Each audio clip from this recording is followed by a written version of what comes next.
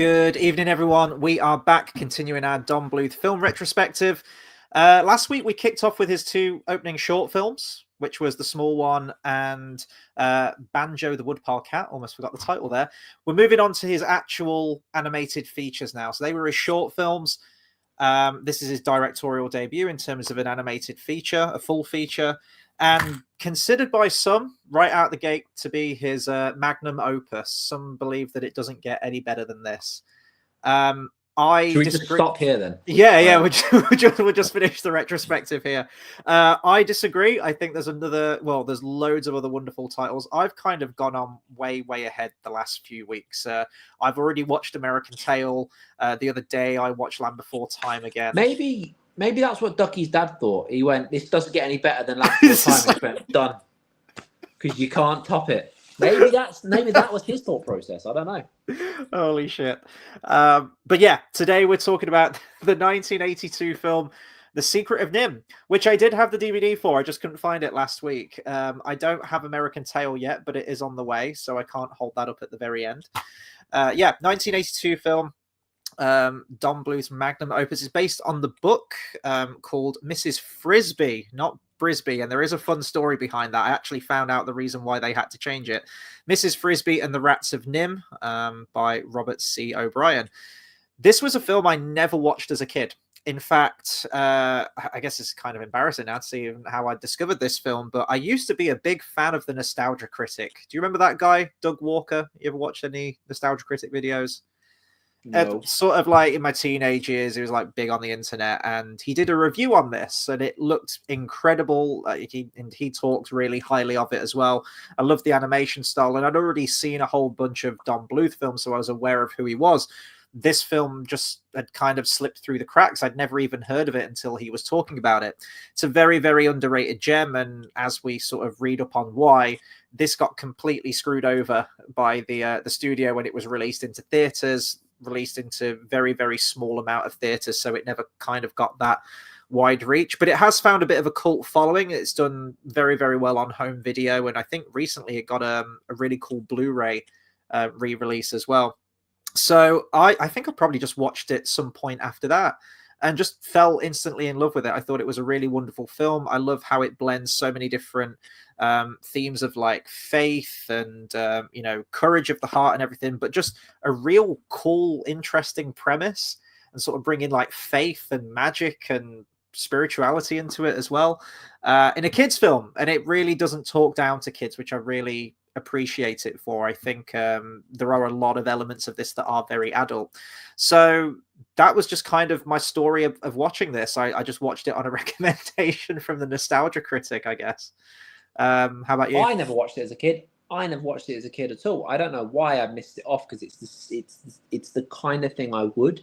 It's very dark for a kids movie. I mean, why don't they make kids movies like this anymore? Why don't we just have I don't know, because it's fun, and it's like the Black Cauldron. It's like it could be a kids, well, it is a kids movie, but you know what I mean, it could be for kids, it could be adults could appreciate it. Like, why? I feel like they don't do enough of that. It's like, I mean, very different, but like Looney Tunes, Animaniacs, again, very sort of like adults can enjoy it, whereas now I think kids stuff is just kiddie. Yes, there's a lot of bite to this, as I mentioned, with a lot of Don Bluth films. I think I mentioned last week that when characters are in peril, you feel it. It feels intense. It feels dark. It feels scary. And those are always the good kids films, in my opinion, that have that element of danger, but ultimately it has a happy ending at the end. And there are some quite lofty themes in there that you might miss as a kid, but Doesn't everything just have a happy ending at the end, though? Just everything in general? No. But it does, though, doesn't it? Not every film that I've seen. Seven, we watched that. Seven doesn't have a happy ending. Yeah, but it does. Everything has an ending that you go, there's it doesn't, nothing aside from Cabin in the Woods, nothing ends with the whole planet goes bang. Yeah. Like, why don't they end Coronation Street's been going on for how long now? Like many years, right? When it gets to the 100th anniversary, why don't they it's got nothing to do with the plot, just meteor, bang. It's like, and it's over. Because technically it can end like that. That's how Disney's Dinosaur should have ended, but for some reason they moved the meteor strike to like the first act. Yeah, for some reason. That movie was weird. It was recommended to us by a weird robot. Yes, it was. But I tell you someone who isn't a weird robot, JDC, who says, considering that you've brought up the Nostalgia Critic, the less said about the so-called review of Pink Floyd The Wall, if you guys have heard of it, the better. Yes, I have heard of it, and I have watched that review, and I've watched many videos dissecting that review of how awful it was. I watched a video of someone dissecting a pig's heart. Oh, that's cool. We never got to do any. We never got to do anything fun like that at school. I did. We didn't do any dissection or anything like that. Yeah, that was fun. It was like an eye. Good. And then some kid pretended that he felt sick and walked out. And I was like, "There's no way you feel sick on this. This is a fucking eyeball." I don't know. Maybe I was just completely like numb to just life. But this kid walked out, and I was like, "There is no way that's only making you feel sick. You're just a prat." But so, some people are like that. Like they'd get scared or they get squeamish at nothing, and it's like, just shut up. It's weird. It just makes me think, am I just like not okay? So, like, I just don't find this shit weird. But I'm just like, but I get people. We got Bath Time in the comments as well, who says, "Yo, a film I've actually seen. And what did you think of it? Don't leave us in suspense. What did you think of it? Hopefully you found it enjoyable." It reminds me as well, Basil the Great Mouse Detective. Yeah. Well, just actually, not the actual, like the what's the villain's name in Basil? Rattigan. Rattigan, yeah, because Jenna and Rattigan seem very similar. Yeah, mannerisms very similar. The way they smile, the way everything. It's yeah. Out of the two, I definitely prefer Rattigan. I think he just has more presence. He has more staying power. If we're going to compare the two villains there. One of my criticisms of this film was going to be that I didn't feel that Jenna really got much development, but what kind of Oogie Boogie? A little bit, yeah. And I don't get me wrong, like I love Oogie Boogie. He's got like a great song, and again, like the voice and the look of the character is great. But yeah, when I was watching this, I was like, Jenna doesn't really have much development. But then I heard that they'd actually really beefed up his development, because Jenna, I think, is mentioned offhanded once in the book that just say, "Oh, he's a traitor," or he's a no good, like, evil rat or something, and that's it. That's his mention in the book. So they actually did beef up his part. And like the final fight, I absolutely love that, the sword fight. And like you mentioned, it reminded you of Black Cauldron. The fact that you got people getting cut and there's like blood in it and there's like characters dying and it's dark and it's raining. It's like, yeah, you really don't get that in kids' films anymore. And I think maybe just like the added effect that it's traditional animation as well. You don't get that in fucking adult films anymore. They fucking try and censor the word kill. Yes. So, yeah. But you mentioned it reminded you of Basil. I think Disney's a good jumping off point. So I kind of already mentioned this last week, that Don Bluth and a handful of other animators from the company became disenchanted with Disney and flew the coop and set up their own thing. And they were sort of like making Banjo the Woodpolcat as a side project because they wanted to show it to Disney. And sort of reading about how this film came into be and the series of events that led to them leaving, and it is kind of just like a chain of events. You can see all the little sort of like digs at Don Bluth that eventually made him just leave Walt Disney. And so, then they weren't just events, they were memories, and they were a chain of memories. Yes, because we always got to bring it back to Kingdom Hearts. This would make a really cool world in Kingdom Hearts, actually. It's not Disney, but I was thinking that, but then it makes you think about how Black Cauldron would make a good world again. But yeah, I was thinking that. I was like, it should be quite cool. It's like, yeah, I think it's, I like the whole animal thing, and I like how everyone's displayed, and I like how it's not all just like a fun, lovey land. I like that. Yeah. So apparently the film rights of Mrs. Frisbee and the Rats of NIMH was actually offered to Disney in 1972, but they turned it down. And this would be a running theme, and probably one of the inciting incidents that made Don Bluth leave the Disney company. So right around this time, Don Bluth and his crew, they were making Banjo the Woodpolcat, and it was finished. They produced that 27-minute long short film, and Bluth wanted Ron W. Miller, who was the son-in-law of Disney, and he was the then president and CEO of the company. He wanted him just to watch Banjo, just to have a screening of it and to watch it and to see what he think of it. to see what he thought of it, and Miller declined to even watch it. So I'm like, that's number one right there. that's the first incident.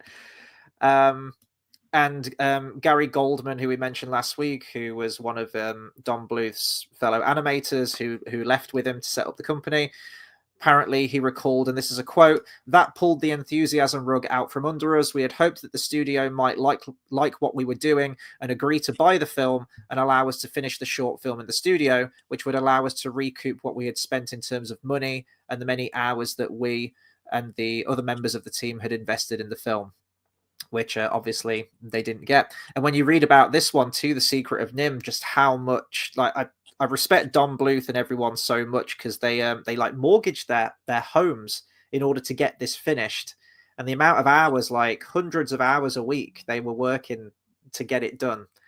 You can just really see, and you can see that passion come through in the final product as well, which I think is really important. You could tell it was they adore animation and wanted to take it back to the olden days, the traditional ways of doing things, whilst also taking it to the next level, which I feel like this one did. Unfortunately, it was just a bit of an underrated gem. Little bit, just a little bit. It was the DVD sales and stuff would skyrocketed though. Hey, wow. I helped. That's it. I wouldn't say skyrocketed, but that's what made its profit, really, isn't it? Yeah, and probably word of mouth. And hey, have you ever seen that film, The Secret of NIMH? Kind of what I've done with you. Like, you hadn't watched it before, had you? Until we did this review tonight. Yeah. So there we go. So let's get into it. It doesn't it stand for something? Yes, it does. Shit. Now you've the Niggas national mental health. No, something else. Jesus Christ! What is it? Dale, you're gonna get us cancelled again. Something. I've already been cancelled. Fuck it. It's something to do with mental health, though. Yeah. Yes, the National Institute of Mental Health. I was close. Fucking hell. I was close. Technically, if they just said no white people allowed, technically I'd be right. Christ. Let's go to some comments. Bath Time, help me out here, man. Bath Time says, I liked it. I feel 80s and 90s kids stuff was far darker than today's guff. Yeah, completely agree. And doesn't it just have a different feel to it? And I don't know if that is... It wasn't just it was darker. There was more to it. There was more layers. It was more of a... There's a story, characters. Yeah. And now it's like there's just I don't know. I feel like it's just one dimensional nowadays. It used to have different things, and I don't know. Nowadays it's like it's like pump out a quick idea. If it's good, make a sequel. Whereas before it felt like there was actual kind of like, right, we want to create a good story. We want to do that. We do whatever. Whereas now, like I say, it's just pump something out. Oh, it does well. Make a sequel. But they never plan to make a sequel. And so the sequel ends up being shit. And then the one good one is like, oh, yeah, that is good. But then it's like, it could have been better. So. Well, there's a wonderful quote from Don Bluth, which I'll read out later. I was going to save it towards the end, where he talks about the importance of this and his thoughts on traditional animated films and sort of where Disney started and how they were cutting corners, they were rushing things out. They didn't really care about the artistic merit of things in order just to save money, really. Animation be damned, and he wasn't having any part of that. And there's a really wonderful quote from him. I'll read that out towards the end. Well, I must have mentioned this before. What's the thing with the toys? Not Toy Story. It's like there's a little girl puppet thing and a bear, and there's a big bin lorry. Not sure on that one. I swear I mentioned one of them before, but it reminds me of that as well. But I was reminded of that for something else, and I always forget what it is.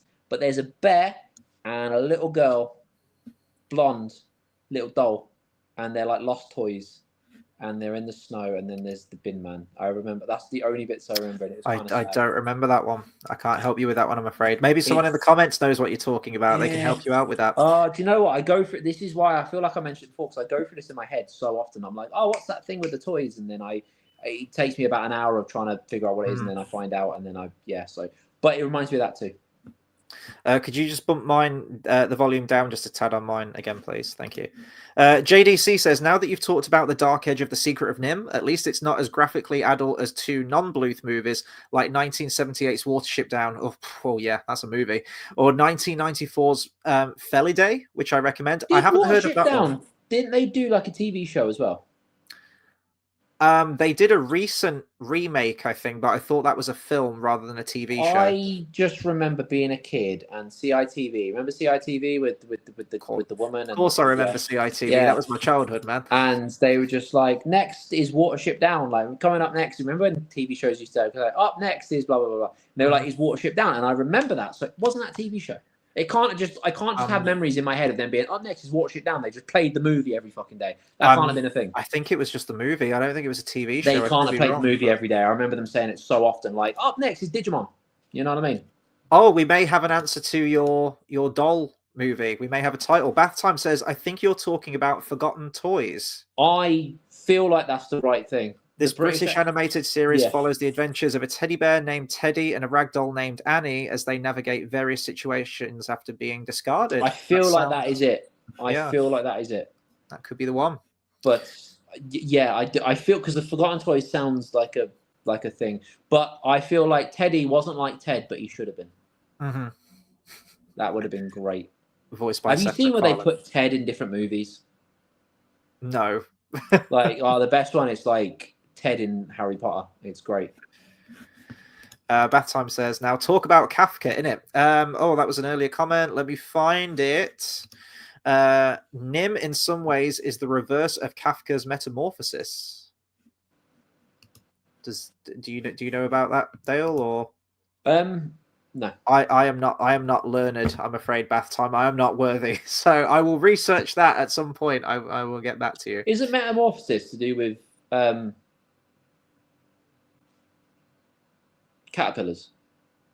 Yes, in a way. Oh, yeah, I thought so. And the only reason that's come into my head is because of the moon thing, Pokemon. You know the green Pokemon? Caterpie? No, it's not Caterpie, and that's the weird thing. It's not Caterpie, but it's the moon one. But the only attack it has is Harden. Oh, Metapod. That's it. And green and Caterpie. And I don't know why my brain makes that connection, but it does. Oh, Metamorphosis is about a man that's turned into an insect and loses all connection to his fellow man. Oh, I do know this one. Yeah. Isn't that in the producers at the beginning? Gregory Sampson awoke one morning to discover he had been transformed into a giant cockroach. I think I know which one you're talking about. It's basically like The Fly, and everyone acts weird. Well, you would, wouldn't you? I mean, if you turned into a human-sized fucking insect one day, just randomly, then yeah, you would. A little bit. So just going back to Disney real quick, this is sort of like another little knock to get Don Bluth out of there. So story writer Ken Anderson, who was at Disney at the time, he read the book of Mrs. Frisbee and the Rats, and he thought it was a wonderful story. That's a direct quote, a wonderful story. And he passed it to Bluth, and Bluth fell in love with it as well. This was right after the time he'd finished work on Pete's Dragon. And Bluth showed the novel to the animation director, Wolfgang Reitherman at Disney, and he turned it down. And the reason he turned it down, because he explained apparently that Disney already has a mouse named Mickey Mouse, and they had recently just made The Rescuers, and they didn't want another mouse movie. They also had a rabbit called Oswald. They did. Who was going to be he was going to be the head of Disney, wasn't he? And then he was. Mickey came along. I don't know why they dropped him. Was it anything to do with Bugs Bunny? I'm not sure. I'm not sure actually. Well, that would just make sense. Maybe they made Mickey and that was just more marketable, so they went in that direction. I'm not sure. Speaking of like Looney Tunes, have you heard that HBO Max has taken off all the old Looney Tunes cartoons off their platform? It wouldn't surprise me. I have not heard that, but it wouldn't surprise me. They want to focus on more adult and mature content and don't want any of the kids stuff on there. So they've removed every single episode of the old Looney Tunes cartoons. I think there was like 232 episodes. But that's sad. I know. It'd be like Disney Plus just saying, yeah, we're going to remove all of our Disney classics off the platform. It's like, what the fuck are you doing? I like how they're like, but we want to focus on adult orientated stuff. And I'm like, how many adults are not going to sit there and watch Looney Tunes. Mm-hmm. That's like a thing. If I had HBO, like if that was a thing, I'd sit there and watch Looney Tunes because I have nowhere I can watch Looney Tunes, and I like Looney Tunes. We've had some really cool comments coming in from Bath Time. He says it's referring to sort of like metamorphosis. Bath Time says because of the performance enhancing drugs in NIMH, they also can't relate to their fellow mice. Yeah, that's a good comparison there. You could also make further pretentious allusions to the Garden of Eden and probably Prometheus, the legend, not the infuriating film. Yeah, God, let's not talk about. Wasn't he a Batman villain? Who? Prometheus. Maxi Zeus was. I don't know about Prometheus. Prometheus. I don't know.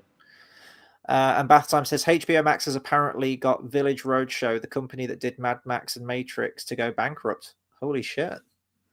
Wow, I didn't know that. Well, Warner and Disney were both amazing companies at one point, and that changed. Yeah, both changed. Everything's riding on... Team War. Everything's riding on Superman. If that goes, that's going to be... That could be great. Would it be as bad as Snow White? No. Well, we'll find out. We are going to do that review, aren't we, this week? Yeah. Whenever we get around to watching it, yeah. Tune in for that. It's going to be great.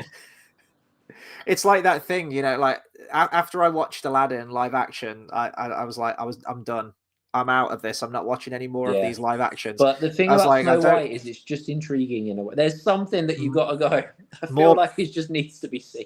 It's morbidly curious. Yeah, morbid curiosity, definitely. It's like that quote, like, I don't know how, but somehow I found myself back in the game, or like, dragged back into it.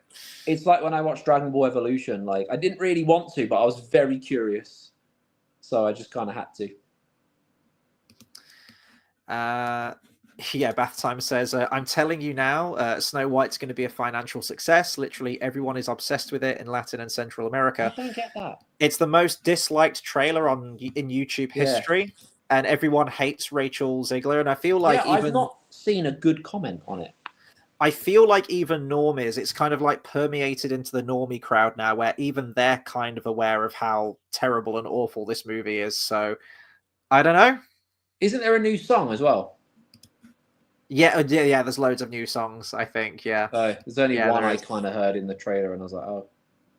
Oh, okay. That's the quote. Yeah, I know I was saying it wrong. Bath Time says, just when I thought I was out, they pulled me back in from Godfather 3. That's the one I was thinking of. Thank you.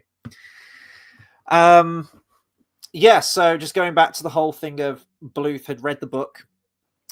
He presented the novel to James L. Stewart, who had started his own company, which was Aurora Productions, which this film was made alongside Aurora Productions. Aurora Productions, yeah. What, like the princess? Yeah, exactly like the princess, yeah.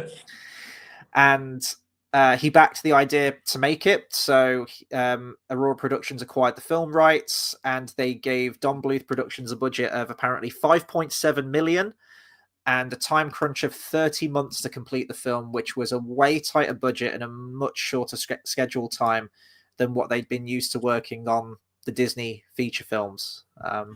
But they did it. I think I actually think he went, did it go over budget ever so slightly? Yeah, I think it like crept up to 7 million. So there was some wiggle room on the budget, but I think they got it done in like 24 months. I think they hit that deadline, which is really cool. Let's talk about the film then itself a little bit more. Then we'll do some more behind the scenes stuff. So we've got to talk about the main character of Mrs. Brisby. The story of why they changed the name. I actually didn't know this until later today, because I was like, well, the book's called Mrs. Frisby. Like, why would they change it? Seems like a weird thing. Well, apparently it's due to the actual company that make Frisbees that didn't give them the rights to use that name.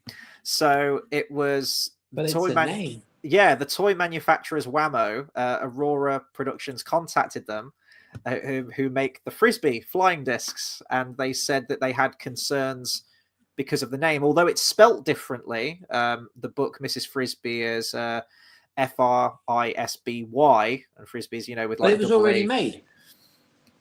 But it was already made, so they're just using a name that was already made. I know, but it's like marketing. It's like a whole thing. Yeah, I don't really get the ins and outs of it, but Frisbee didn't like the idea of the name being too close. That is a weird thing not to like, though. Like, you're not. I Yeah, it's a weird thing not to like. It's like someone going to Australia. It's like fucking rescuers, and like that, Australia's prime minister just being like, "Nah, our country. Why? We just know," and it's like, why? It's not like we're nuking the country. We're just going there, and you're like, yeah, but no, it don't make sense. That's weird. Well, here's the thing as well. At this point, all of the lines, all of the voice work had already been recorded for the film, so they then had to go back in, get people back in who they could to redo all of the lines with the new name Mrs. Brisby. But some actors they couldn't get back. So, for example, the Great Owl, John Carradine, who's like one of the coolest fucking characters in this film. I absolutely love that design and love that part.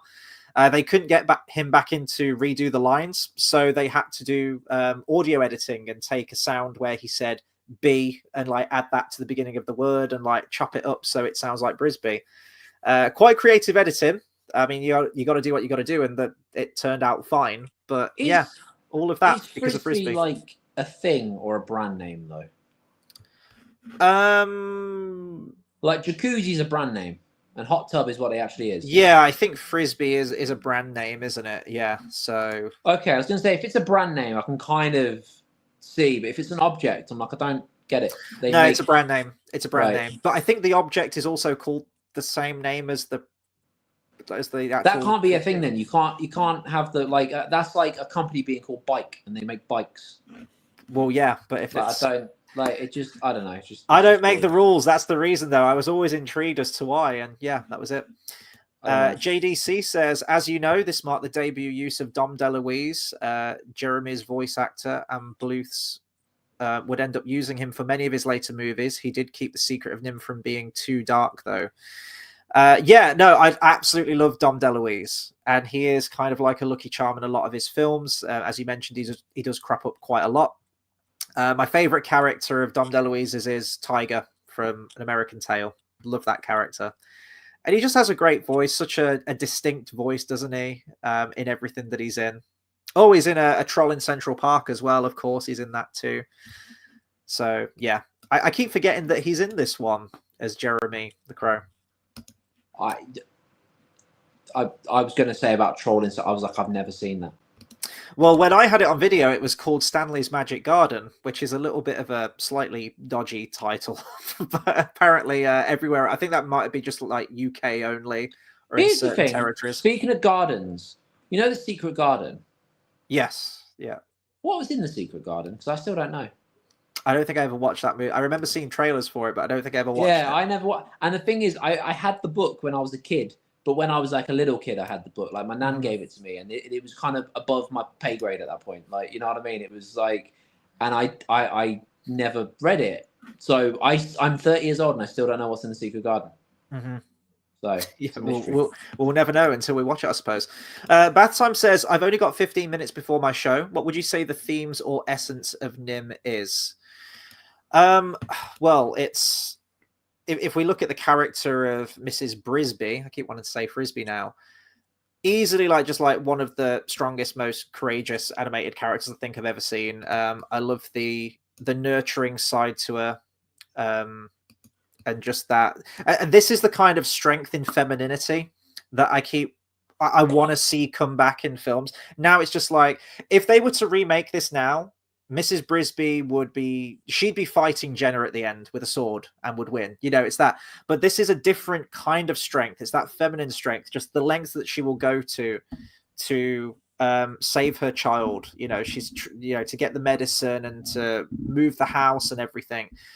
And that spiritual aspect to it, which I really like, because I know that, a bit of a tangent, but it is kind of related to this. You really dislike the Green Mile very controversially, don't you? And I think I don't want to speak for you, you can speak for yourself, but I think you have mentioned that one of the reasons that you don't like that is that everything's played straight and then all of a sudden there's a magic element. What did you think to the magic element in this? Because it was a device that Don Bluth purposely put in there as a way to visualize Mrs. Brisby's inner courage and courage of heart. Do you know what? I remember that looking at it, and the first thing I thought was she's turning supersonic. Like, that's the thing I got in my head. She looked like Supersonic. She basically turns into Moses at the end, doesn't she? Yeah. And but the whole thing, it was literally talking animals, so I didn't mind it. Like, it made when you get the Green Mile, and I was like, right, okay, this is carried, and suddenly it just didn't sit with me. I thought, okay, there's a serious element, and then suddenly it's like, oh yeah, but he's magical, and you're like, but it was serious up until that point. And I'm all for magic and fantasy, and I love that shit. And it's cool when you put it in the real world. And there's, I mean, Carrie. I love the story of Carrie, you know. And there's a magic element to that, but it felt so. I don't know. I think it might be because I really, really love the idea that then got turned into. And I mean, the thing is, I think that's the danger with anything where there's a twist or something. We go, okay, this is interesting. They've gone a different way. Is if people are really attached to what's going on, that twist can sometimes hurt the product, which I'm not saying it's, you know, that kind of thing makes the Green Mile or anything done badly. I just think because I was very attached to what was happening in that way, for me, it just went the other way, where I was like, oh, I was really enjoying that. And you just kind of changed it. And it was just, you know, whereas I think a lot of people, they just went, oh, okay, this is really cool. I just didn't. But with this, no, and the thing is, the look just went so with it as well, with like just the style and the way everything was, and you've got the way, you know, Jenna's dressed as well, and the way he's standing there, he's got his kind of like his people watching him. There's like what, 4, but you know what I mean, he's got his like people watching him and stuff, and it all kind of rounded together. It wasn't, you know, some serious thing where someone's on death row. Yeah, it's what I quite like about it. I love seeing this society that's been built of these rats, and there are parallels that you can draw to.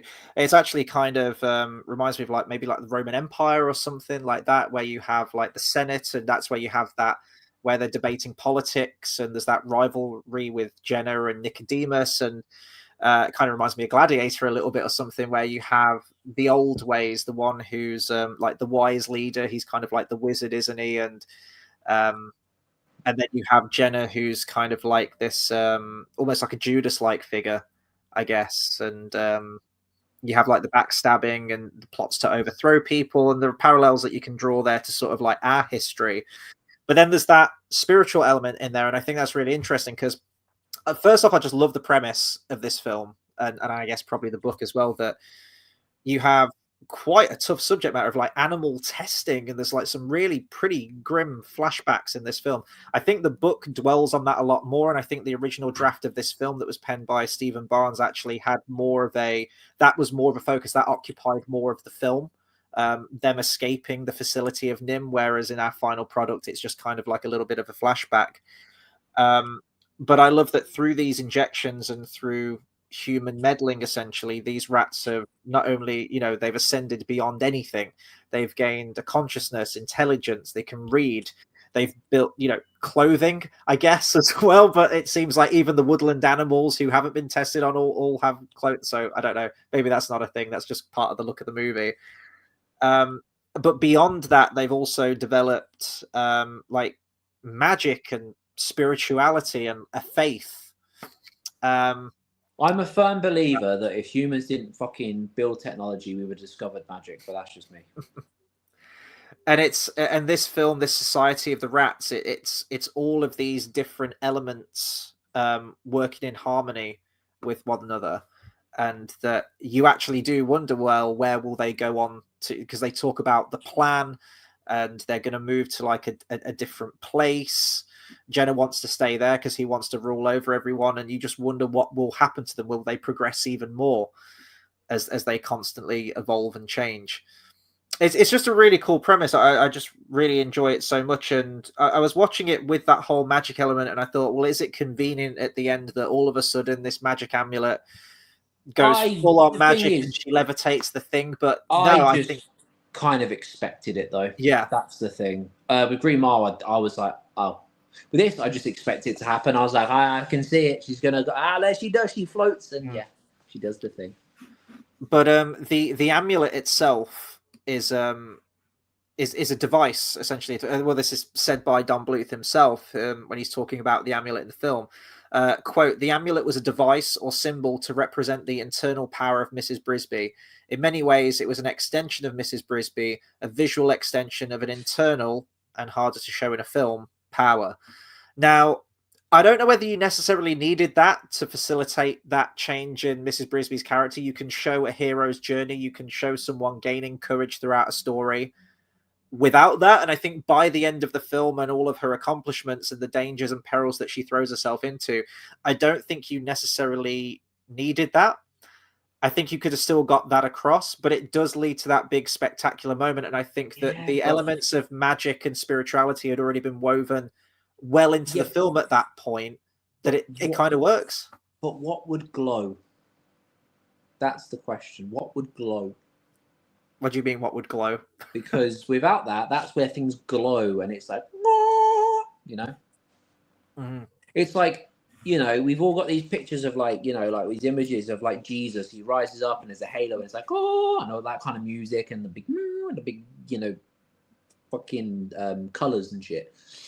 No, don't tell me that he just rose up. There was no music, no colors. He was just like, he just lifted in the air. Mm-hmm. You know, it's that kind of, it adds that oomph.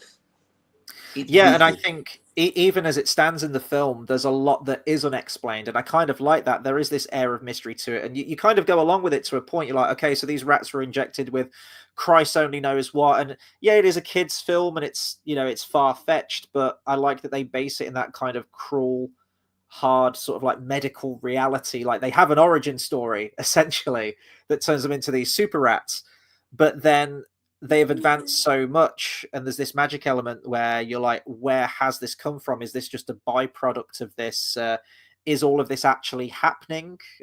Is it, you know, are we just looking at a visual representation of something that can't be explained?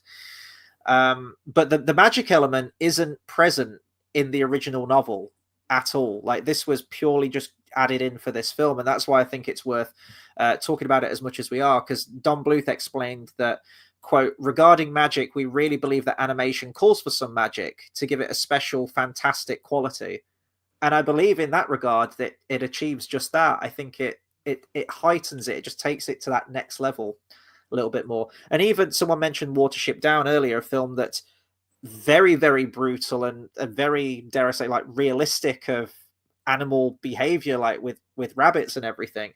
Even that has a spiritual aspect to it. You have Bright Eyes, you have the spirit of the rabbit and this sense of an afterlife and a beyond, even in terms of animals. So even that weaves themes of spirituality into it as well. I don't think magic is needed. I don't think it's needed. I just think it's a visual thing, isn't it? It colors it up. Mm-hmm. It makes it colorful. You know, that's what it does. It makes it stand out. It makes it glowy and sort of like everyone likes bright colors. Everyone likes things to stand out, and that's what it does essentially. People rise up and they're like, you know. It's like you got to think also like, because this is again like, so as I say, it reminded me of like the whole supersonic. You know, you can go like Super Saiyan as well. That sort of stuff it reminds me of, which is really weird because Goku Super Saiyan and Sonic is Supersonic, like exactly the same. That is a thing. They are the same person. But no, she does go Super Saiyan at the end of this film. What? She does go Super Saiyan at the end of this film. This is what I'm saying, and that's the thing, and it makes you think back to that as well, and the whole like how you know, that sort of like having that transformation and stuff like anime and, you know, that kind of thing is it glows and it's sort of like it stands out. It's gold. It's like, why Supersonic? Why did you make him gold? It stands out. Whereas you could just say it does whatever, but you want something to stand out, something to glow, and she rises up and it does that. How much more powerful? If you know, you saw me just rising up into the air and start glowing randomly, you'd be like, oh, okay. And that would stand out, wouldn't it? You wouldn't just ignore it and be like, oh, he always does that. You know what I mean? It would stand out. So it's that kind of thing. It's visual. So I don't think it's needed. I just think it's just really, it just looks nice, doesn't it? Yeah. Like, why do we put Christmas lights up? Yeah, well, there probably is an origin story to that too that I'm not aware of, where like it originated from candles or something shit. I don't know. What I liked about it as well, you have Nicodemus, who's this sort of, well, he is a wizard, isn't he? He's like the wise old sage kind of character, but there's elements of like soothsaying and like gazing into the future, like right off. Like I think that's like the opening scene, even before the opening titles, we get that. and he's levitating the pen he's writing, so it throws you straight into that, so you kind of know what you're getting in for. So the magic element is already well established from our very opening scene, so it doesn't feel too out of the ordinary when it happens, but it still feels grandiose, like all the rats haven't witnessed anything of this magnitude before. And I guess it is that sort of like self-belief that's made physical by the levitation of the home at the very end of her saving her kids. Bathtime's brought up a really good point, actually, talking about the Green Mile here. Isn't it fairly clear the Green Mile early on is essentially about the Roman guards that killed Jesus? Yeah, I think so. I mean, John Coffey, JC, Jesus Christ, right? It's in the initials already, and he's an angel, and still shit. There's lots of biblical references to it too, and saints. Still shit. I thought it was a really good story about a man on death row, but they fucked it. Well, you still have that. It's still a good story about people on death row, but then you have that man on death row, so he's got magic powers. It's like, okay, well, fuck it. Like, shit. You're not a fan of You're not a fan of allegory. What was that? What? Allegory, where it's like, well, yeah, it's the story, but it's actually telling the story of the guards with Jesus through a different. I'm not a fan of religion, if I'll be honest. But no, I'm just, I don't care. Like, with the whole Jason, like, cool, it's clever, it's that, it's whatever. But I just shit. Like, I don't like. I mean, I'm not saying because I'm not saying don't do those things. I was enjoying a movie about death row, and suddenly he's got these healing powers, and then he starts crying like a baby, and you're like, oh, fucking shut up. And that is how I see the movie, and I give it a 3 out of 10, if I'm being honest. You're so wrong about that film. It's so good. Going back to Bath Time, I can actually see where he's coming from here. Says, I like the NIMH stuff about the need for morality against scientific progress, like Jenna versus Nicodemus. The amulet is a load of bullshit and takes you out of the actual themes of the story. The magic element, the idea of an exodus to a promised land, is far too biblical for me, and a story that's about ethics versus science. What do you think to that? Do you know what? That's a very good point. Not a point I thought about, because I like the flashy stuff. But no, that's a very, very good point. It's one of those things, isn't it, where I'm trying to think of a really good example, but I can't think of a good example at this present time, but certain stories or movies or whatever, where you can think, if you just fixate on this one route, I really like what you're doing here as well. So they've got two combining. It's weird because I really don't like the Green Mile, but it's something like that. Let's say like the Green Mile, when let's say it's got these two kind of got that religious side, yet you've also got that realistic kind of a guy on death row. If you it's that blend where I didn't like the blend.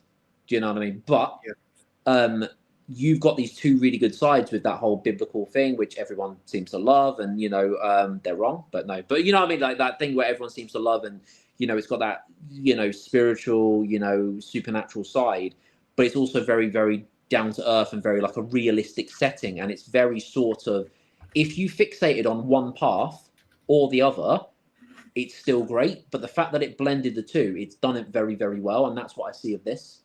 Mm-hmm.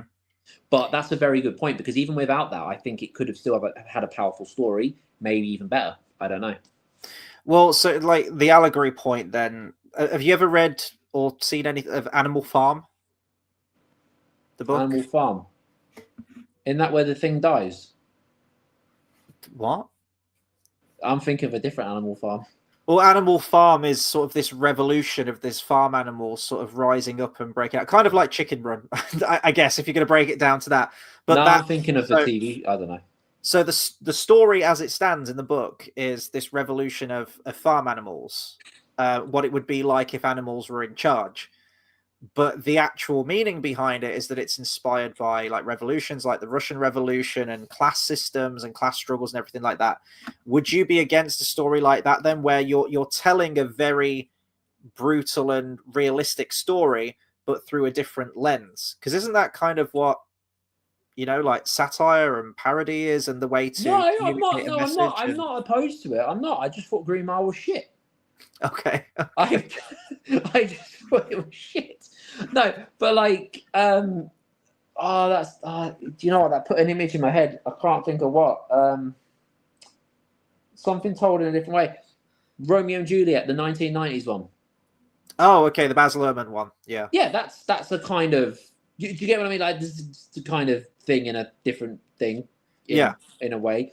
To be fair, I didn't really like that, but you know, like I agree. I agree with doing that sort of stuff, and I agree with parodies. I agree with paying. You know, I agree with all that, but Green Mile was just shit. Just didn't like it. People need to stop trying to make me like Green Mile. It's shit. I love how this has just turned into a review for Green Mile. It's just not good. Do you know what though? I've never read it, but I don't plan to because didn't like it. And again, controversial, but I'm not the bit. I like Stephen King. I do. I do like his stuff, but I'm not always the biggest fan of his writing style.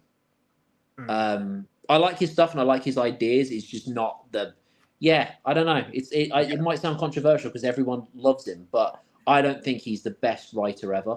Like I think he has really good ideas, and I do think a lot of them. Because the thing about Green Mile, it's very, I say left field, but you know what I mean. It's a very idea that you're like, oh, okay, this is cool. It does this, it does whatever. Kind of like, I mean, like even Carrie, like it does different things. You're like, okay, cool, it's kind of gone this way or whatever, and that's great. I just don't love his writing. Well, my favorite stuff with Stephen King actually isn't his horror stuff for me. It's his sort of like real sort of like intense human dramas that he's written. For example, like The Green Mile, Shawshank Redemption, Stand By Me. They're my favorite stories of his because I think he just taps into that human connection really, really well.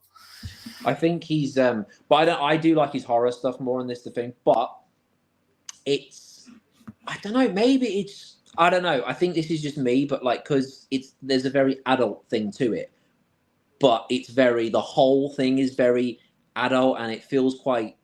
I like whimsical things. Like I love Alice in Wonderland. Like I love that book, and I love that it's just. I mean, it's pointless, isn't it? There's not a single thing in that book that leads to anything else. It literally things happen, and it's like, yeah, cool. And then even to the point where the Mad Hatter will say something, and then he'll say something completely different. You're like, that doesn't connect to that. What are you on about? Like, I just love it. But I love whimsical things and weird and I love that weird element of Stephen King. But to me, because it's so, I think he writes in a very sort of, because it's very adult and it's very serious. It's not whimsical enough for me. And that's all I mean about I don't love his writing. So I don't think I'm not saying it's bad, but you get what I mean. Yeah. Just going back to Secret of NIMH, JDC says, now since we just compared Secret of NIMH to Watership Down, doesn't that make Jeremy give off some vibes of Kihar, since they're both comic relief bird characters that stand out in mature plots? Yeah, I guess so. I mean, Jeremy doesn't tell Mrs. Brisby to piss off in this, like Kihar does in Watership Down, but... Don't remember enough about Watership Down to really... I don't remember enough about it.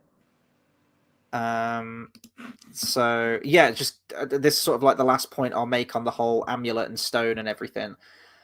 We're bringing all these biblical elements into it, you know, in our conversation and what we think it represents, but Bluth tells us what it represents, and I actually don't know if I agree with him on this, because he mentions, quote, the stone or amulet is just a method of letting the audience know that Mrs. Brisby has found courage of the heart. Magic? Maybe. Spiritual? Yes. I don't know if you needed to go to those lengths to show that a character has courage of heart. I think, you know, me as a massive Hobbit fan, they do that with Bilbo in the book. Courage of heart. He finds his courage across his journey, and they even mention that quite directly to the audience in case you missed it, that he's a different Hobbit than the one who set out originally. I think you can still showcase that change. And we've already brought up the comments, but the sort of ethics, like about science and everything, I thought that was a fascinating sort of criticism of the film. I mean, there. Yeah. The thing is, it's a kids' movie, isn't it? Where kids go, "Oh, flashy colors!" Like the thing is, and I don't know if this is though. This movie, I think it's above that, isn't it? Really, I don't think it's just sort of. Yeah, but this is what I'm saying about the whole having different layers and different levels to it. Like as a kid, you still love it, and it's got cool stuff happening. You're like, "Oh, colors!" and boom, and then someone that's a bit older appreciates the, you know, how dark it is, and it's that kind of like, as I say, there's different levels to it, and I think it hits all of the levels by doing that. I don't disagree with the magic amulet or anything at all. I think it hits all the levels by doing so. Yeah. Likewise with Nicodemus, was made into more of a wizard to, quote, create more mystery about himself and the rats colony, which I think it does effectively. They also, I read somewhere that they made, like the glowing eyes, for example, that Nicodemus has. The glowing eyes are also shared with the great owl character, who has exactly the same kind of eyes. They wanted to draw parallels between the two characters because they felt like they were both two parts of the same character. I guess as sort of a Lord of the Rings example, in the movies, they take lines from the Tom Bombadil character from Fellowship of the Ring, and they give those to Treebeard. And if you kind of look at how the characters both are, Treebeard and Tom Bombadil, you could maybe argue, are two very similar characters. They both described as the oldest things in Middle Earth. They both have that love of nature and that kind of shepherd quality of things. Have you seen the real life Treebeard? No. The man that's literally Treebeard. Have you not seen him? I've seen Tree Man, who is the angriest guitar player in the world, apparently, according to YouTube. No, there's literally a man that is growing branches. No, I haven't. Oh, that's yeah. weird. It's weird. It's like I don't know. He's growing. I don't even know, but he is a tree. Basically. He's a triffid. He's a fucking triffid. He's yeah.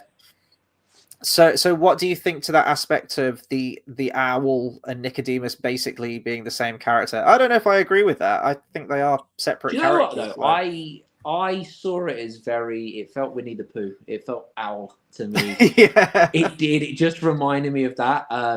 But I mean, do you know what?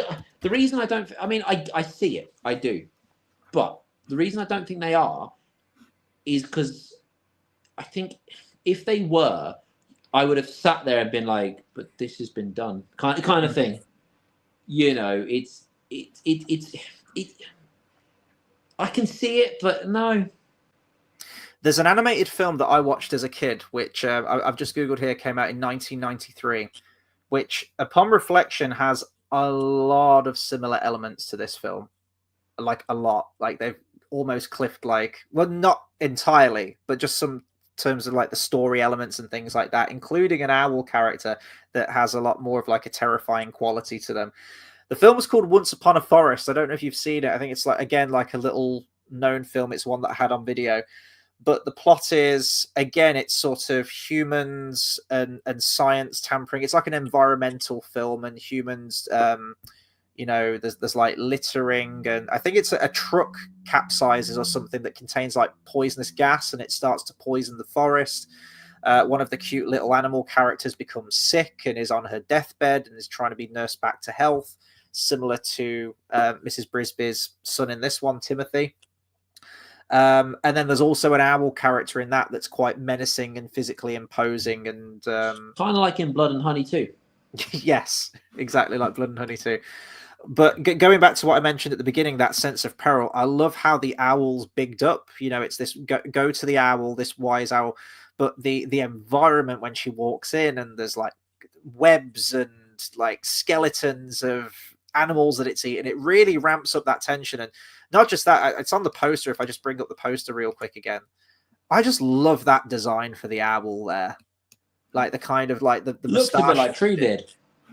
A little bit. I love the way it moves. I love how it's so old and it's been unmoving for so long. The webs are kind of all in its feathers and it looks really bedraggled. And again, like I mentioned, similar to Dragon in this film, the cat, I've mentioned it other weeks, how Don Bluth's animation. I did love that name though, Dragon. Yeah, right. Yeah.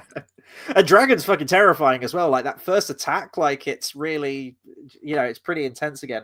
I love that he adds that weight and physicality, that sort of kind of lifelike animal physicality to these characters, yet gives them really human emotions and really distinct Don Bluth emotions. That's the only way I can call it, because if you look at all of his films, there is a very, very similar animation style to the way that he emotes characters, which I really like and I think is really unique to his work. So just moving on to the animation now, they did so much stuff with the animation on this. It's incredible. And it was all done with the idea of going back to the golden era of animation, what Don Bluth considered to be the golden era of animation, and apparently concentrating on strong characters and story and experimenting with unusual and often more labor-intensive animation techniques. And it really shows, like, the amount of lighting they had on this and different colors, the people painting all of the individual cells and everything. The producer, Gary Goldman, apparently he recalled working 110-hour shifts, like across the week, during the final 6 months of production. And everyone was just kind of scrambling to get this finished. And as I mentioned, Bluth, Goldman, and someone called Pomeroy as well, the executive producers at Aurora, mortgaged their homes collectively for $700,000 to complete the film. Just that level of dedication to it and just getting it done and believing in it is just what I really appreciate. The thing that stands out for me, you know, when they lift up the thing and what is it, the thing, but with the mud is like dripping off it. That's towards the end, isn't it? Yeah, that's where their homes sinking into the mud. Yeah. And I just love that, just the way it's all falling off. That's one of my favorite shots in it, just because it just looks so cool. Mm-hmm. Yeah, just when I was watching this film, like all the way through, every single bit of animation, I was like, they really don't make films. Literally, they don't make films like this anymore. But there's just such a... I can't even put my finger on it. There's just such a feel to this film when I watch it, from the music. Oh God, we need to talk about the music too. The Jerry Goldsmith score to this is just simply fucking wonderful. The main theme, when that kicks in, right from the opening title, right at the end though, that music right at the end. What, with the end credit with the guy singing it, or do you mean? Yeah. That's just, it's just great. Flying Dreams, I think the song is, isn't it? Flying Dreams. It was a great lead out. It was great. It was all chosen very, very well. And the subtle music in it, again, it feels like there's layers. There's subtle music rather than it's not all a big, but it's just there's subtle, and it just all works so well. Well, Jerry Goldsmith, who the guy who composed the film, apparently this was his first animated film, and he didn't really know how to approach it. And eventually he kind of went with the approach of doing it exactly as he would if he was given a live action film to work with, which is absolutely the right approach. I don't know why there's a disconnect there.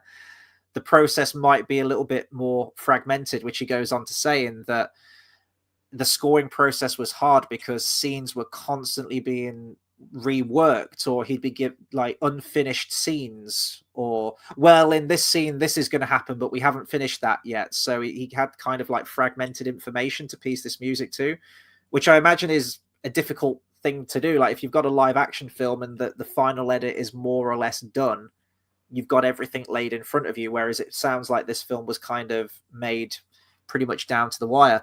And he recalls, quote, "I was on the phone constantly with them being the directors and producers and whatnot.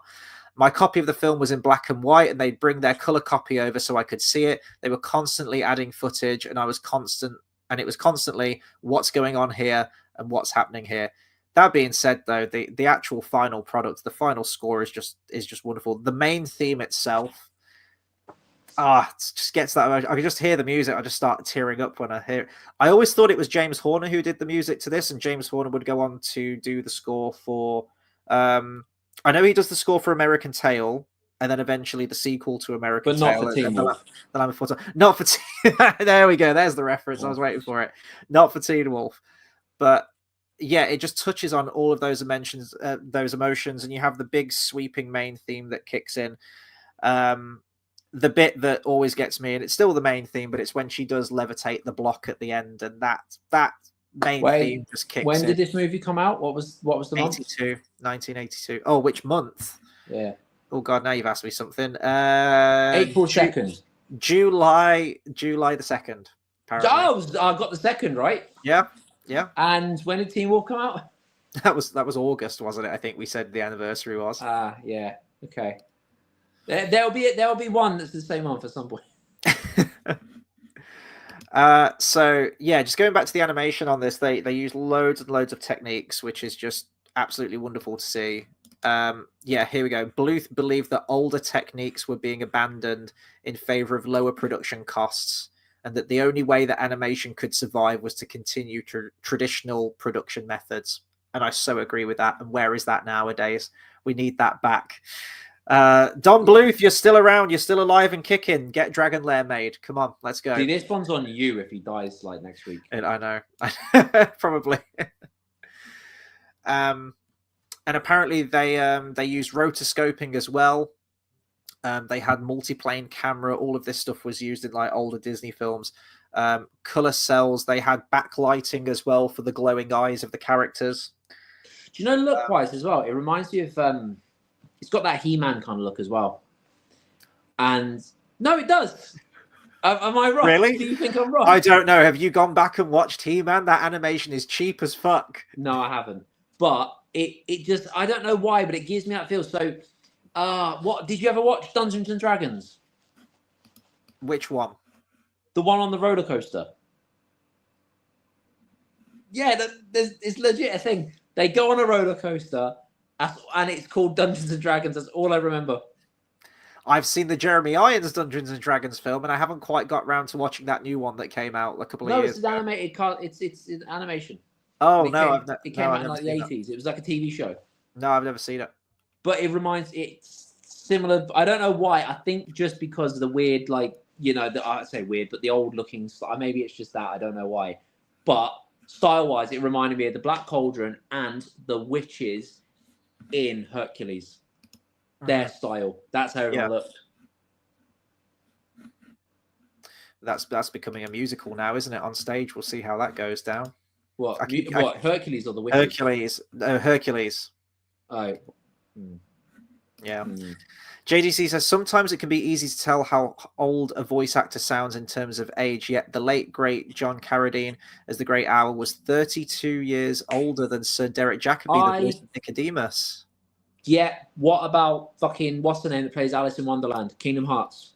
Can you tell that she's 80-something years old? Yeah. Yeah. Some people just got it. Yeah, absolutely. JDC says, you see, Sir Derek, born 1938, despite being born 5 years younger than Dom DeLuise, is currently 86 years old, yet shockingly, he was 43 at the time of the original release of The Secret of NIMH. I love that Derek Jacobi's in this. He's such a great fucking actor and really adds just that sort of Shakespearean stage actor kind of presence to Nicodemus's character. I think even Carradine as well, John Carradine, who plays the Great Owl, was a Shakespearean actor as well. Just the voice acting across the board in this, they didn't feel, I always say that celebrity voice, and I guess Dom DeLuise to some extent a little bit as Jeremy in this has that quality. That could be just because it's such a distinctive voice that I've seen in loads of films. But Mrs. Brisby, for example, Elizabeth Hartman, who actually, this was her last film role. She had a really, really tragic end to her life. She actually took her own life. I think she was like 43. It's horrible. Just that character's voice, she's so unassuming and courageous, and it just feels like a normal character. I can't really put it into words, but usually with animated films, they don't feel real. They feel larger than life, with the voice, whereas these just feel like authentic characters with gravitas and weight behind them. Characters like, Jenna or Justin, when they get to the rats, there's no sort of like celebrity voice actor kind of coming through. They just feel like the characters presented in the film. I'm doing a terrible job at vocalizing this, but hopefully you know what I'm trying to say there is that the voice feels authentic. I do, but you kind of made it sound bad and then good again. Like, they're whole larger than life, but these characters are not like that, and it's like, that doesn't sound good. And then you were like, but they sound authentic. I get what you mean. I really do. I completely understand what you mean. What I'm saying is I could imagine sort of the voice presented in this film to be like a live action stage show. Yeah, it could be just like a stage performance. Yeah. Yeah, it's not over exaggerated, and it's not it's not over exaggerated, and it's not like just because when you hear some voice actors, when I say voice actors, I mean like they'll get someone to just do they'll voice a character, and they sound no different to just like that person. It's like you can always tell, like, yeah. So I get what you mean. I guess like something like Kung Fu Panda, which is a great trilogy. Well, I haven't seen the fourth one. It's a great trilogy of films, at least. I haven't heard great things about the fourth one. But you watch it, it's like, well, that's Jack Black as Poe. I don't see that as the main character. So when I go and see like a Tom Cruise movie, I don't ever see him as the character he's playing. I'm like, that's Tom Cruise in that movie. I never sort of think of the character that he plays in any of his But films. that's the thing, isn't it? Like it's like what did we said that about Penguin, didn't we? How thingy just Colin Farrell just disappears. You forget who you. Yeah, exactly, and it just. I think it just helps keep your attention on the film, the story, and the characters that are being presented. You're seeing characters rather than that sort of like celebrity voice coming through. Thing is, as well, it all depends as well on the studio, I guess, because it's like imagine thingy that played Harry Potter. Imagine him doing. I mean, he's obviously done things, but imagine him doing like a big role again, like a big thing. The reason I think he won't. I'm not saying he won't ever do a big role again, but a lot of these people, like they do, like everyone from Friends. I mean, I know Jennifer Aniston does a lot of things, but I think a lot of the time you get these people, they do one big role, one big thing. The reason they don't do another kind of big usually is because it's hard to differentiate that person from that person. So if you saw, let's say, Daniel Radcliffe played Superman, you would see fucking little specky bastard Harry Potter, wouldn't you, with a cape on? That's what you would see. So it's hard, but the thing is, it depends on the studio, because the thing about Penguin as well, that wasn't. I mean, Colin Farrell did, a brilliant job, but it also is the studio and everything, depending on how they're going to do it, because they could have easily just done a whole like Ewan McGregor as Black Mask. They could have just done a whole like, yeah, it's Black Mask, but we're just going to take your mask off. Look, it's Ewan McGregor. It's like, yeah, you know what I mean? Oh, that's a good point. What's that boxer's name? There's been many boxers. Who are we going for? Let's narrow it down a little bit. Oh, Conor McGregor. There you go. It came into my head just when I said Ewan McGregor. I was like, there's a boxer as well. But anyway, what was my point? Yeah, so it depends on that as well. But yeah, it's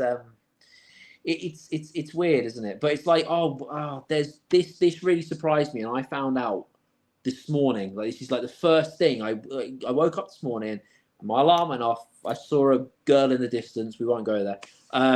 And it was, I just like looked at my phone, just like I just wake up, just kind of like looked at a couple of videos, and the first thing that came up, it was a Breaking Bad video, and it was Lydia with Mike, like when they're in the dinos, and Mike's just like, okay, I'm guessing I'm coming to sit with you, and that was quite funny. It woke me up because I laughed, and I was like, this is cool. But then a comment was just like, the chick that plays Lydia is actually Scottish, and she actually has a Glaswegian accent. Did you know that? I don't think I did. No. Well, and then I fucking found an interview with her, and she has got a fucking Glaswegian accent, and I'm like, that is mad. Because and it's also mad because whatever dude played Elliot in that did a really bad American accent that literally he just literally flicks between English and American. It's weird. But anyway, it was proper, like, she was really hidden behind that, and I love that, because it takes a lot from someone to hide themselves behind that character. Yeah. But also the studio's got to kind of commit to it as well, because like with Black Mask and Ewan McGregor, the studio didn't want to, did they? They didn't want to. They wanted a whole like, well, it's Ewan McGregor. We have to have you. Well, sometimes I think it can be the actor who does that as well. Yeah, exactly. And this is true, but as I say, it takes a strong person to be able to take themselves out of it. And this is what I mean by characters as well. So like Danny Radcliffe, I mean, would he be able to play Superman without being like Harry Potter? Mm-hmm.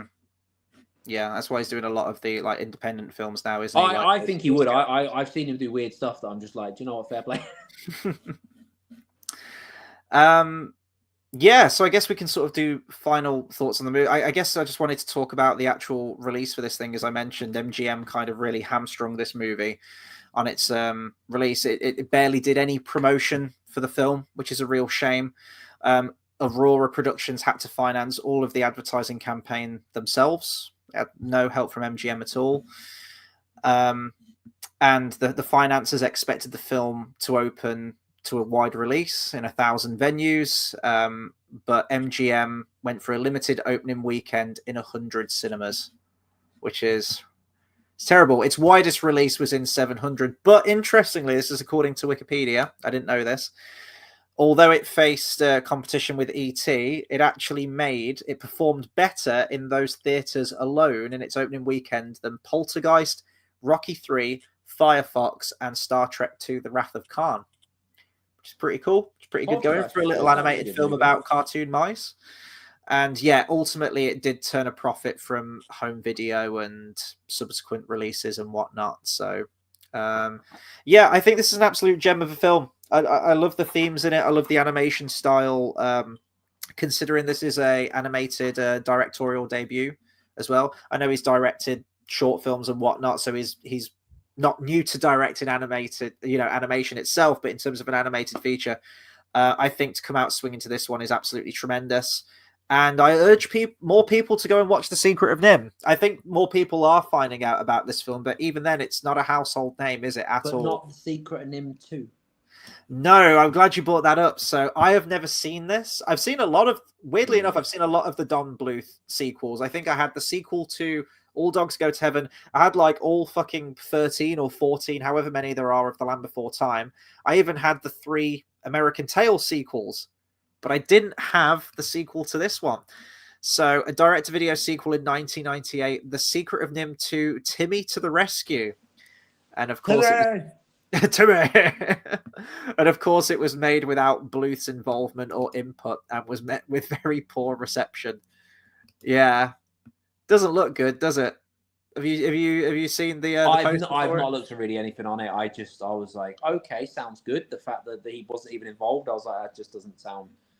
But instantly, as soon as I saw Timmy to the Rescue, I thought, Timmy! Straight away, him rolling around to the rescue. I thought that would have made a good fucking movie. So it says the film, this is the sequel, Timmy to the Rescue, follows Timothy Brisby, the youngest son of Mrs. Brisby and her late husband, travels to Thorn Valley hoping to become a hero like his father. There Don't you just hate that shit when sequels are made on, like, let's give them a fucking son or a daughter? Yeah. Fucking Star Wars with, like, Palpatine's going to have a grandkid. What are you doing? There he meets a young female mouse named Jenny and learns that the mice presumed dead during the There's your problem already. Oh, dude. There he meets a young female mouse named Jenny and learns that the mice presumed dead during the NIMH escape are still alive, so they mount a rescue operation.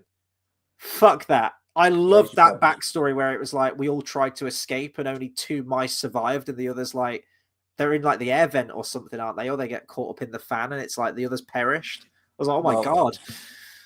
That's your problem. It's just shit. But no, I haven't seen that. But yeah, I mean, in terms of an adaptation, they did change a lot about this. And I think the focus was kept where it needed to be, I think quite wisely. And it was just keeping the focus on the story of Mrs. Brisby and her journey. As Bluth put it, yeah, quote, "The Secret of NIMH is really a story about Mrs. Brisby and her need to save her children. I think in the book, the rats actually save her children. He says, if the rats save her children, then she hasn't grown in the film. And I can understand that logic. And that's sort of going back to the amulet thing in her saving the day. But yeah, this is just an absolutely tremendous film. I never mentioned the poster as well. Tim Hildebrandt did the theatrical release poster for this. I've got a little bit of it on the thumbnail here, but it's one of my favorite film posters of all time. I absolutely adore the artwork, and I just love posters like that. You know, like the old Drew Struzan stuff. Like, do you remember like the old Indiana Jones posters and the original Star Wars posters? That the old Indiana Jones posters look like Star Wars. Yeah, like the sort of like painted artwork posters. I really miss posters like that. I know. Not going to happen again. Now we've got AI. Yes, well, I think... Well, we've had our first animated film to win the Oscar that was animated in Blender. Maybe one in the future will be made entirely with AI. We don't know. Fucking hope not. Fucking JDC says, even though you've appreciated Secret of NIMH for using celebrity voice actors without being in your face about it, I think more producers should keep overbearing name recognition to a minimum. Yeah, and here's the thing, like... You know, I was going to say yes and no. Because, yes, but, like, what's the point in being a big actor if you can't act? Like, in the sense of, like, it's kind of like saying we won't have a big actor play this character. Yeah. Like... I get what you mean. I do, because it's kind of like you want them to disguise themselves. It's like I remember when they released The Dirt, they were quite big on having actors that weren't like these huge people, because otherwise you wouldn't see, you know, Motley Crue within them. You would see like those people. So I get it, but then there's some things of just like it can be done, and it can be done very well. I mean, Mark Hamill, fucking hell, played the Joker. Mark Hamill, I mean, by that, I know, yeah, but he was big. But you know what I mean? Mark Hamill was in Kingdom Hearts. You know, Leonard Nimoy was in Kingdom Hearts. I mean, you can have it happen, and it's, I mean, yeah, like I say, it's yes and no, because I think more people possess, you know, have that ability more than others. I do think it can be done very, very, very, very, very badly. In the sense of, if you were to take, I don't know who's really shit, like who's big but wouldn't, like, you wouldn't imagine as a voice actor. I don't know who's a really big actor at the moment. Fucking, I don't know who's a big actor. Like Zendaya, someone who they keep. Well, Zendaya's going to be in Shrek 5, but yeah, I don't know, but let's just, I don't know. Let's take her for example. Okay, let's take Ariana Grande. Absolutely love the girl, but let's take her for example. Big, you know, she's a big name, and I mean, I don't know if she can voice act. We've never heard her, but if someone wants to put her in something and she can't really voice act, and they just go, oh yeah, but we want you in it, then yeah, that's kind of where there's a mistake. But then that draws in certain people to watch it, i.e. me. You know what I mean? Like, that would draw in like certain people. So there's a yes and a no, but I do think it's like voice acting should be to people who can voice act, rather than just like, because otherwise you do end up with just a movie or a TV show where it's like, well, you've literally just got that person in it. You know, I think it should be kept to a minimum. I mean, of course there are exceptions and whatnot. Of course there is. Usually you want your celebrity voice actor to be your big show-stopping character, the one that everyone's going to remember. Like, you think of Aladdin, Robin Williams is, you know, I couldn't imagine anyone else playing the genie character. Of course, people did. You had Dan Castellaneta doing his best Robin Williams impression in the sequels and the games. But yeah, you want to take that personality, that Robin Williams live but Robin comedy Williams is a special case because he voice acts so well. But I think you can pepper that in if you have that sort of like one big, like, look at Mulan. You've got Eddie Murphy as Mushu. Stands out. Like everyone else, yeah, there are some other celebrities in there, of course there is. But a lot in the older days with Disney films, you had people who were sort of like prolific stage actors and theater actors, which they used in The Secret of NIMH. And they, you know, they kept it to a minimum. I just think it really adds that kind of gravitas to the characters, as I've mentioned. It is a weird thing. I'm not going to like badmouth celebrities. They've got to be able to voice that though, I think, because what I don't like is, like, as I say, I mean, I get it attracts a certain audience and it gets people, like, for instance, you could be a huge Johnny Depp fan and suddenly like Johnny Depp's in it, so you're going to think, oh, cool, like, yeah, I get it, but they've got to be able to voice act. You know, they've got to be able to do good quality rather than just have someone in it for the sake of it, because you'd be like, oh, that's just this character. They are playing themselves essentially. You know, that's how it would feel. But yeah, final thoughts on Secret of NIMH. If you want to close us out, what did you think to it? Because I mean, you were brand new to this today. That's good. No, it was good. No, I enjoyed it. It was, I really liked it. It was one of them. It's weird because I wouldn't say I wouldn't watch it again. But it was one of them, because I didn't watch it as a kid. I think if I watched it as a kid, I'd have been like, oh, it's really great. And it would hold kind of like Land Before Time, that sort of stuff. But just watch it as an adult, I literally couldn't go, yeah, no, that was good. But it doesn't hold anything because I never watched it as a kid. And it's not like, oh my God, it's phenomenal. It's just, no, it's a very good movie. Does that make sense? Yeah. I think as a first feature, it's absolutely remarkable. And a lot of Don Bluthisms, as we mentioned, certain voice actors that will appear in a lot of his other films. Well, Dom DeLuise specifically. Just the animation style, the look, the humanity that he's able to get through all of these animated characters and the animals, the sense of danger and peril, and the fact that he doesn't sort of talk down to kids. There's a lot of there's a moment in this film, I forgot to mention it actually, it's one of the most sort of action-packed sequences in the film, wonderfully animated, the bit with the plow and they're all having to like escape, and it's that terror, and it's like it's actually, there's some shots that are almost exactly the same as Bambi. Did you see that, where you're in like the birds, like the grouse in the field, and they're acting terrified. There's this plow that's coming, and it's the same as in Bambi, where they're like, man's in the forest, and she's like, keep quiet, she won't hear you, and she's like freaking out in Bambi. That bird, she's like, I can't stand this, and she like erupts and then gets shot in the air. Do you remember that bit in Bambi? Yeah. Like where all the animals are like fucking panicking, Right. like they're terrified that man's in the forest. And there's even similar shots in this where the plows come in and all the animals have got to escape. And I think it's even like they're just very similar animals to that sequence in Bambi.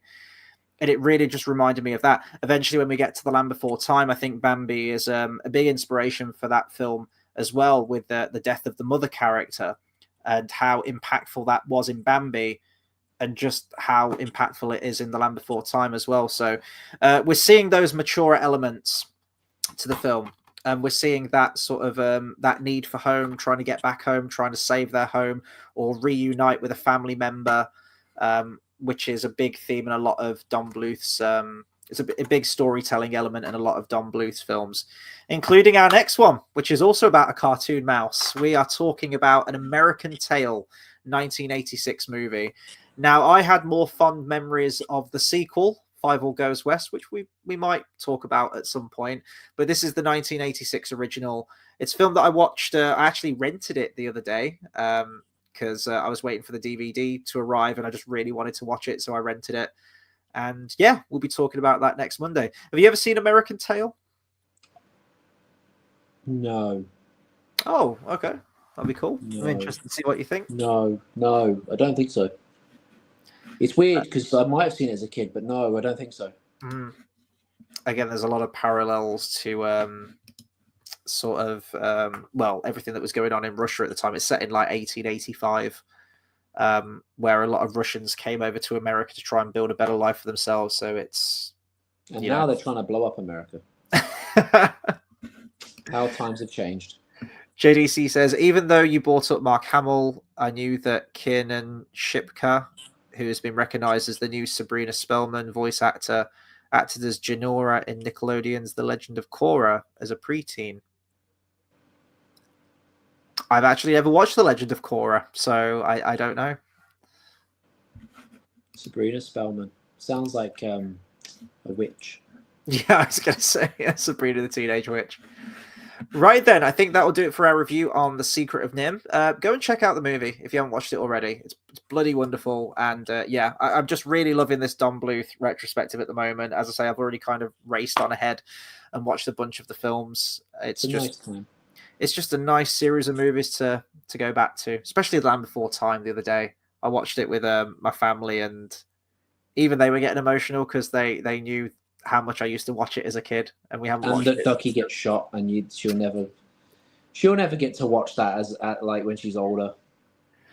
Yeah, like a lot of people say that Secret of NIMH was the magnum opus, but to me, out of the ones I've seen, I mean, there are still some Don Bluth films that I haven't seen, but to me, it is The Land Before Time.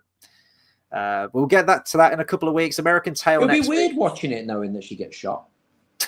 Yeah, I guess. I don't know if I ever watched it after knowing that she gets shot. Well, you're about to in a couple of weeks. Like when I was a kid, I don't know if I knew that fact. I don't know when I found it out, but this will be weird. I'll be like, she gets shot. Yeah, it's fucking horrible. Yeah, what happened? Yeah. Well, we'll talk about it on the review, I'm sure. It'd be weird. Can you imagine if that's the one review that we never we won't. We won't bring it up at all. But yeah, I want to hear from you guys. Let me know what you think of The Secret of NIMH. Is it one that you've watched not when it came out, but you grew up with it, or is it one that you discovered at a later date? I'd be interested to see sort of how people got into this film. And do consider subscribing for more movie reviews, discussions, and live streams. I do have some other content planned. At the moment, it is pretty much just, Don Bluth stuff. If something crops up and I want to talk about it, I'll jump on a live stream.